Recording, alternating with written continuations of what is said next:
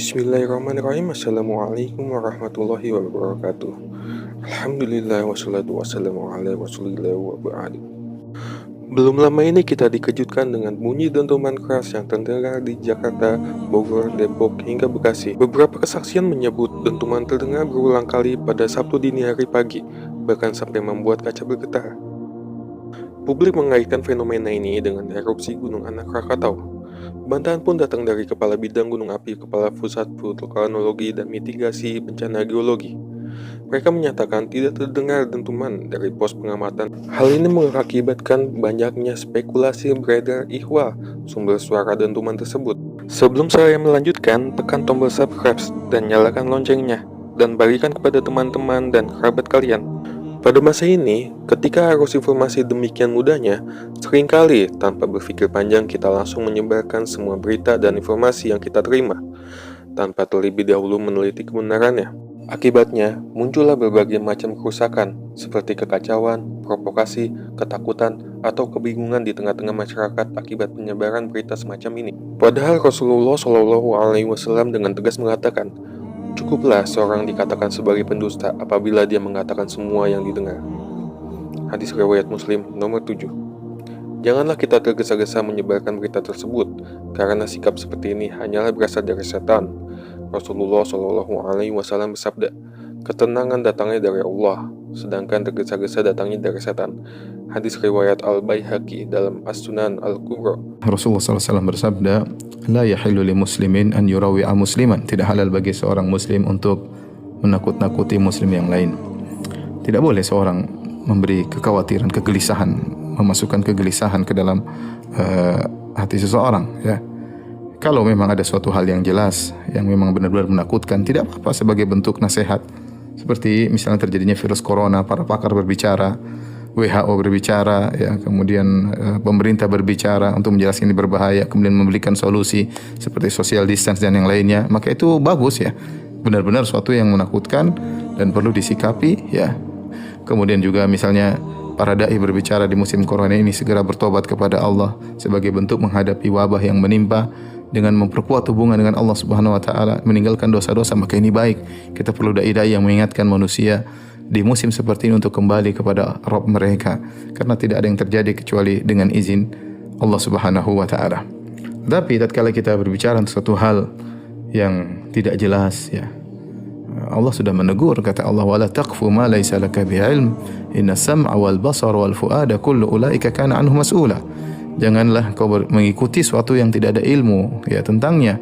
Sungguhnya pendengaran, penglihatan dan hati akan diminta pertanggungjawaban oleh Allah Subhanahu wa taala. Contoh seperti mengkaitkan dentuman yang terjadi, yang terdengar, ya, kemarin malam atau beberapa hari yang lalu, ya, di Depok atau di Jakarta, kemudian menafsirkannya bahwa sini tanda akan terjadi sesuatu. Ini kan bicara tentang hal yang gaib, ya, maka jangan kita berani seperti itu. Kau mengatakan bahwa kondisi atmosfer atau langit atau kemudian adanya gunung-gunung yang mulai tanda-tanda akan meletus dan yang lain ini bertanda akan terjadi sebentar lagi akan terjadi hari kiamat. Kemudian akan muncul tanda besar hari kiamat, adanya dukhan, ya. Maka ini semua perlu pembahasan yang benar, ya, bukan hanya sekedar menduga-duga sehingga memberi rasa takut kepada kaum muslimin, ya. Apalagi kemudian menyuruh kaum muslimin untuk segera berhijrah, segera bertindak menghadapi isu yang belum tentu benar ini, ya.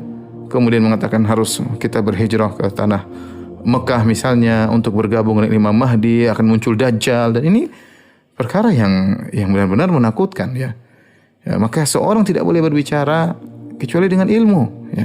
Ingat, hukumnya haram kita memberi rasa takut kepada kaum muslimin, dan hukumnya haram untuk ikut menyebarkan hal-hal seperti ini, karena kita akan diminta pertanggungjawaban oleh Allah Subhanahu wa taala.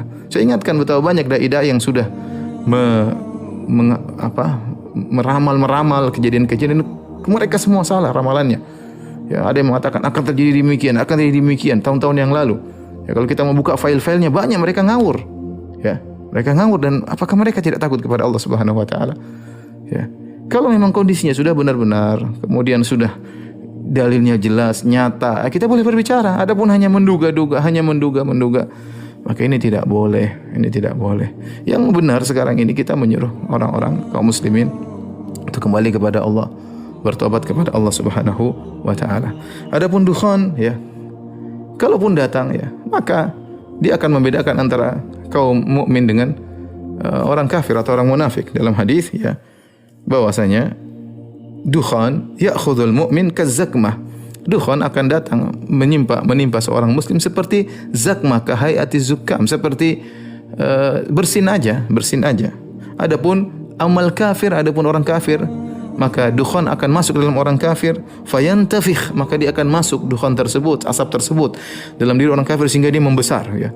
Badannya menjadi besar, kemudian tubuhnya menjadi besar karena dipenuhi dengan asap.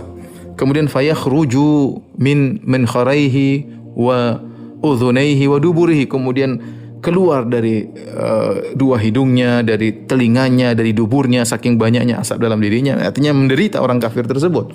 Adapun orang beriman, dukhan datang 40 hari, maka tetap saja Allah memberikan musibah menimpa mereka seperti orang yang terkena bersin. Maka maksud saya tidak boleh kita menyampaikan satu berita yang berlebih-lebihan sehingga menimbulkan rasa takut yang berlebih-lebihan pada kaum muslimin. Karena untuk menghadapi virus corona kita butuh ketenangan ya. Kalau seorang menjadi panik ini bisa jadi bahaya ya.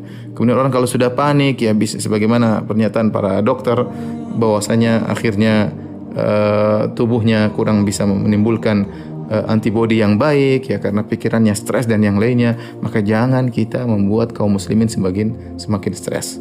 Ya, kita suruh saja mereka bertobat kepada Allah Subhanahu wa taala, kembali kepada Allah. Yang penting sebagaimana perkataan sebagian dai, yang penting kita husnul khatimah. Mau ada dukhan, mau ada yang lainnya, mau dajjal muncul, mau yang lainnya, ya kita dalam husnul khatimah, dalam kondisi bertakwa kepada Allah Subhanahu wa taala. Wallahu alam bisawab. Semoga pembahasan singkat ini dapat menjadi panduan kita di zaman penuh fitnah dan kerusakan seperti sekarang ini, yang salah satunya disebabkan oleh penyebaran berita yang tidak jelas asal dan usulnya. Semoga video ini dapat bermanfaat bagi kita semua. Akhir kalam, wassalamualaikum warahmatullahi wabarakatuh.